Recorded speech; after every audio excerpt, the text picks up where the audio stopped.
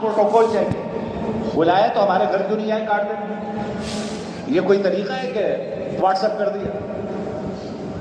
نہ جانے کتنی مصیبتیں ہوتی ہیں جو ان شادیوں کے مراحل سے گزرتے ہیں. اس کو خوش کرو، اس کو راضی کرو، اس کی منت سماجت کرو کہ بھائی جھگڑ لینا بعد میں کر لینا، ذرا ابھی نکاح شادی کی تقریبات ہونے دو پھر کر لیں گے. یہ سارا کچھ کرنا پڑتا ہے، جا کے نکاح ہوتا ہے. پھر اس میں اتنی رسمیں، مہندی کی رسمیں، نہ جانے نکاح کی رسمیں، بارات کی رسمیں، چوتھی کی رسمیں، پتہ نہیں کیا کیا کچھ. وہ رسموں میں پڑھ کر ایک غریب آدمی نکاح کرنا چاہے تو اس معاشرے نے اس کے لیے مشکل بنا دی. کہیں پہ بچی کا نکاح مشکل ہے، کہیں پہ بچے کا نکاح مشکل. شریعت نے تو یہ مشکل نہیں کی تھی، اس نے تو آسان رکھا تھا. کیوں؟ تاکہ تمہارے اندر یہ جو طبعی خواہش رکھی ہے، یہ جو فطری خواہش رکھی ہے، اس کو پورا کرنے کا جائز راستہ تمہیں دیا جائے. ہم نے نکاح کو مشکل بنا دیا، زنا کو آسان بنا دیا. ہماری شریعت نے نکاح کو آسان بنایا تھا، زنا کو مشکل بنایا تھا کہ اگر کرو گے غیر شادی شدہ ہو 100 کوڑے لگیں گے، اور اگر شادی شدہ ہو پتھر مار مار کے تمہیں سنسار کر کے موت کے گھاٹ اتارا جائے گا اگر زنا کی طرف قدم بڑھایا تم نے. اتنا مشکل بنایا تھا کہ کوئی زنا کرے تو وہ عبرت کا نشان بنتا تھا. آج نکاح کرنے والا عبرت کا نشان بنتا ہے، اور جو زنا ہے اس کے راستے آسان. پھر کہتے ہیں کہ جی یہ فحاشی کیوں ہے، یہ اوریانی کیوں ہے. جب نکاح کو مشکل بناؤ گے، شریعت سے بغاوت کرو گے، تو پھر ان ساری چیزوں کا سامنا کرنا پڑے گا. تو میں یہ عرض کر رہا ہوں کہ اس فطری خواہش کو پورا کرنے کے لیے ایک طرف زنا کو حرام قرار دیا، ناجائز تعلقات کو حرام قرار دیا، دوسری طرف نکاح کو آسان کیا ہماری شریعت نے. پھر اسی پہ اکتفا نہیں کیا، زنا کی طرف جانے والے جو راستے ہیں ان راستوں پر بھی بند قائم کیے.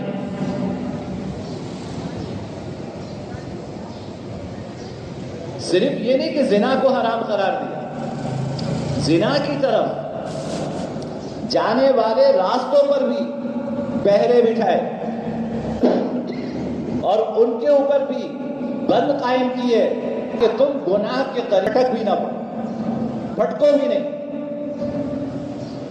سب سے پہلا بند زنا کی طرف جانے والے راستوں پر شریعت نے جو قائم کیا وہ ان نظروں کی حفاظت. سب سے پہلا بند جو شریعت نے اس راستے پر بدکاری، فحاشی، زنا کی طرف جانے والے راستوں پر سب سے پہلا بند جو ہماری شریعت نے قائم کیا وہ ان نگاہوں کی حفاظت. قرآن للمؤمنین یغضوا من ابصارهم ویحفظوا فروجهم. آپ مومنوں سے کہہ دیجئے کہ اپنی نظریں جھکائیں، اپنی نظریں جھکا کے رکھیں. آپ مومنوں سے کہہ دیجئے اپنی نظریں جھکا کے رکھیں. نظریں جھکاؤ گے تو زنا سے بچ سکو گے. شیطان کسی کو براہ راست زنا کی طرف لے کے نہیں جاتا، وہ ان نظروں کے ذریعے لے کے جاتا ہے. ان نظروں کا غلط استعمال ہوتا ہے، ان نظروں کی حفاظت نہیں کی جاتی تو انسان زنا میں مبتلا ہوتا ہے. تو پہلا پہرا بٹھایا ان آنکھوں میں، پہلا پہرا شریعت نے جو بٹھایا وہ ان آنکھوں میں بٹھایا کہ ان نگاہوں کا غلط استعمال نہ کرو، اس سے نامحرم کو نہ دیکھو. حدیث نے فرمایا کہ یہ جو نظر ہے سہم مسموم من سہام ابلیس، فرمایا کہ یہ ابلیس کے تیروں میں سے زہر آلود تیر ہے. یہ جو نظر ہے یہ ابلیس کے تیروں میں سے ایک زہر آلود تیر ہے، وہ تمہیں اس نظر کے ذریعے شکار کرتا ہے. دیکھیں بات یہ کہ ہمیں اللہ نے جو نعمت دی اس کی قدر نہیں.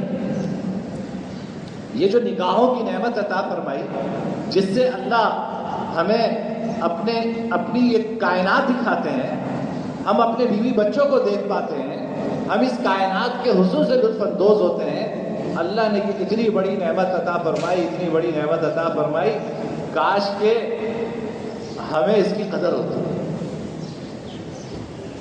جہاں دل چاہا نگاہ اٹھا دی، جو دل چاہا دیکھ لیا۔ سوچو اگر باری تعالیٰ یہ تم سے نعمت لے لیں اور پھر پوچھیں کہ اب بتاؤ اس شرط پر میں یہ تمہاری نظر واپس کروں گا کہ یہ نظر غلط استعمال کرو گے یا نہیں کرو گے، آپ جو ہے نا وہ اسٹامپ پیپر پہ اور بانڈ پہ لکھ کے دینے کو تیار ہوں گے کہ میری توبہ، میں یہ نظر غلط استعمال نہیں کروں گا۔ اتنی بڑی نعمت عطا فرمائی، اتنا سا جسم کا حصہ ہے۔ میں نے پڑھا کہ اس آنکھ کے اوپر 10 سے زیادہ اسپیشلائزیشن ہے۔ میڈیکل میں صرف اس آنکھ میں 10 سے زیادہ سبجیکٹ کے اوپر اسپیشلائزیشن ہوتی ہے۔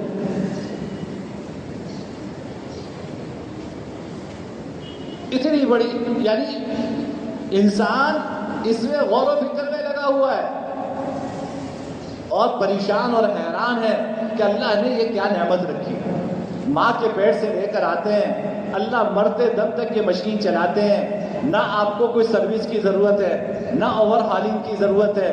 اللہ نے کتنی عظیم نعمت عطا فرمائی، مزے سے یہ نعمت استعمال کرتے رہتے ہیں۔ میں نے ایک جگہ پڑھا کہ یہ جو آنکھ کی پتلیاں ہیں، انسان جب اندھیرے سے روشنی میں آتا ہے تو یہ پتلیاں پھیلتی ہیں، اور روشنی سے اندھیرے میں جاتا ہے یہ پتلیاں سکڑتی ہیں۔ اس پھیلنے اور سکڑنے میں آنکھ کے اندر جو پٹھے ہیں وہ 7 میل کا فاصلہ طے کرتے ہیں۔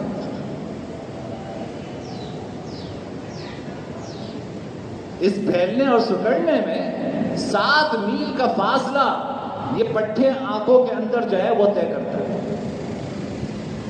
اگر مجھے کہہ دیا جاتا ہے تو بٹن دے دیا، اللہ نے یہ خودکار نظام فرمایا۔ بس وہ رب جس نے یہ کچھ دیا آپ سے کہتا ہے جو چاہتے ہو دیکھو، بس 2 باتوں کا کرو، ہمارے وہ 2 باتیں ہی مشکل ہے۔ ایک کیا کہ نامحرم کو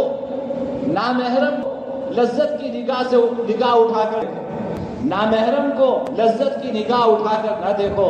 دوسرے کیا، کسی کو حقارت کی نگاہ سے نہ دیکھو۔ یہ 2 بندیاں لگائی ہے اور کہا کہ اب جہاں چاہو اس کو استعمال کرو، بس 2 چیز خیال کرو، ایک یہ کہ لذت کی نگاہ سے نامحرم کو نہ دیکھو، مرنے کے لیے نامحرم کو نگاہ اٹھا کر نہ دیکھو، اور دوسرے یہ کہ کسی کو حقارت کی نگاہ سے نہ دیکھو، کسی کو کمتر سمجھ کر اس نگاہ سے نہ دیکھو، کسی کو حقیر سمجھ کر اس نگاہ سے نہ دیکھو۔ بس یہ 2 کام کر لو، یہ ساری مشین تمہاری۔ کتنے نظر ہیں کہ اس کی دی ہوئی یہ استعمال ہے، ہم 2 کام بھی نہیں ہوتے، ہم سے یہ 2 کام بھی نہیں ہوتے۔ آج کا دور وہ دور ہے کہ جس شاید نگاہ کی حفاظت سے بڑھ کر کوئی ولایت کا درجہ نہیں، نگاہ کی حفاظت سے بڑھ کر شاید کوئی ولایت کا درجہ نہیں۔ وجہ یہ ہے کہ پہلے نگاہ کا غلط استعمال کرنے کے لیے نہ جانے انسان کو کیا کچھ کرنا پڑتا تھا۔ اب یہ وہ دور ہے، یعنی پہلے کوئی فلم دیکھنا چاہتا تھا تو وہ کہیں سینما کا ٹکٹ لیتا تھا، وہ وقت ہوتا تھا اس میں وہاں جا کے کوئی فلم دیکھ کر آتا تھا، ابا سے چھپتا تھا، نہ جانے کیا کچھ پاپڑ بیچتا تھا اور جا کے یہ فلمیں دیکھ کر آتا تھا۔ اب آپ کا موبائل یہ سینما بھی ہے، یہ کیسینو بھی ہے، یہ قہوہ خانہ بھی ہے، یہ سب کچھ ہے، یہ سب کچھ ہے۔ شاید پہلے اتنی بڑی آزمائش سے انسان کو نہ گزرنا پڑتا ہو جتنی بڑی آزمائش سے آج انسان گزر رہا ہے۔ موبائل کا استعمال کریں تو نظروں کو بچانا مشکل ہے، بازار جائیں تو نظروں کی حفاظت مشکل ہے، بچے کالج اور یونیورسٹی جائیں تو ان نظروں کی حفاظت مشکل ہے۔ یا اللہ کیسے بچیں؟ پہلے اتنا بڑا امتحان نہیں تھا جتنا آج کا امتحان ہے۔ ایک مرتبہ نگاہ غلط اٹھا کے دیکھ لی، ایمان کا نور ختم ہو گیا۔ دوسری طرف غلط نگاہ اٹھانے کا جذبہ پیدا ہو رہا ہے دل میں، آپ نے جبر کر کے اپنی نگاہ جھکا لی، اللہ ایمان کی حلاوت نصیب فرمائے۔ ہار گئے تو ایمان کا نور ختم، جیت تو ایمان کی حلاوت نصیب فرمائے۔ اور تمہیں وہ غلط نگاہ اٹھانے میں جو لذت ہے، اللہ جھکانے میں وہ لذت عطا فرمائے۔ لیکن ہمت تو کرے گی نا، یعنی ہے مشکل۔ میں یہ عرض کر رہا ہوں کہ شاید پہلے کسی دور میں کسی نے تصور بھی نہیں کیا ہوگا کہ اس نگاہ کو کیسے بچائے۔ دیکھیں حضرت تھانوی رحمۃ اللہ علیہ نے لکھا کہ شیطان کو جب اللہ نے جنت سے نکالا تو اس نے کہا لَآتِيَنَّهُمْ مِنْ بَيْنِ أَيْدِيهِمْ وَمِنْ خَلْفِهِمْ وَعَنْ أَيْمَانِهِمْ وَعَنْ شَمَائِلِهِمْ۔ آپ مجھے جنت سے نکال رہے ہیں، اس آدم کی وجہ سے یاد رکھیے میں اس کی نسل کو دائیں سے آ کے بہکاؤں گا، بائیں سے آ کے بہکاؤں گا، پیچھے سے بہکاؤں گا، آگے سے آ کے بہکاؤں گا۔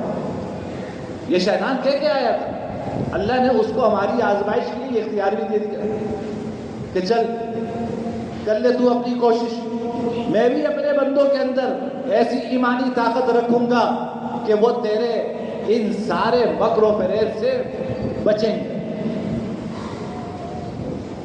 اس نے کہا چاروں طرف سے آؤں گا، دائیں سے آؤں گا، بائیں سے آؤں گا، پیچھے سے آؤں گا، آگے سے آؤں گا۔ حضرت تھانوی فرماتے ہیں اللہ نے دو سمت چھوڑ دی شیطان کو، ایک اوپر کی سمت اور ایک نیچے کی سمت۔ یہ شیطان نے اس کی بات نہیں کی اس آیت کے اندر، اوپر کی سمت چھوڑ دی، نیچے کی سمت چھوڑ دی، کہا کہ دیکھو اوپر نگاہ کر کے چلو گے تو گرو گے، اب بچنے کا واحد راستہ یہ ہے کہ اپنی نگاہیں نیچی کر دو،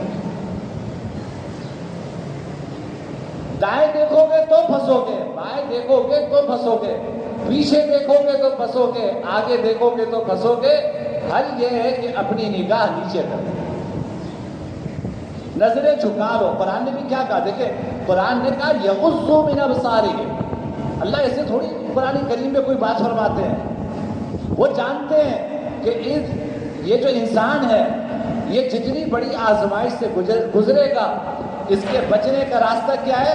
یغضوا من ابصارہم، اپنی نگاہیں پست کر لو۔ اللہ کا نگاہیں دائیں طرف کر لو، یہ نہیں کہا نگاہیں بائیں طرف کر لو۔ یغضوا من ابصارہم، ان مومن مردوں سے کہہ دیجئے، ان مومن عورتوں سے کہہ دیجئے کہ اپنی شرمگاہ کی حفاظت کرنا چاہتے ہیں تو اپنی نگاہیں پست کر لو۔ تو میرے بھائی یہ جو نگاہ ہے اس کو پست کرنا سیکھو، اس نگاہ کو جھکانا سیکھو۔ دیکھو میں اس پہ بعد میں بات کروں گا، قرآن نے اس پہ بعد میں بات کی کہ خواتین پردہ کریں یا نہ کریں، اس پہ یہ والی گفتگو قرآن کریم میں بعد میں ہے، نظریں جھکانے کا حکم پہلے۔